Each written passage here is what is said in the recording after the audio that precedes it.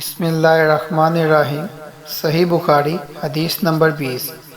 حضرت عائشہ رضی اللہ عنہ فرماتی ہیں کہ رسول اللہ صلی اللہ علیہ وسلم لوگوں کو کسی کام کا حکم دیتے تو وہ ایسا ہی کام ہوتا جس کے کرنے کی لوگوں میں طاقت ہوتی۔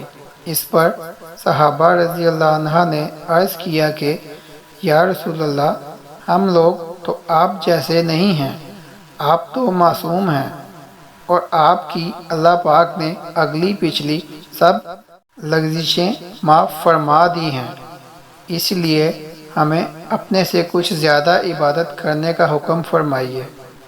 یہ سن کر آپ صلی اللہ علیہ وسلم ناراض ہوئے، حتیٰ کہ خفگی آپ صلی اللہ علیہ وسلم کے چہرے مبارک سے ظاہر ہونے لگی۔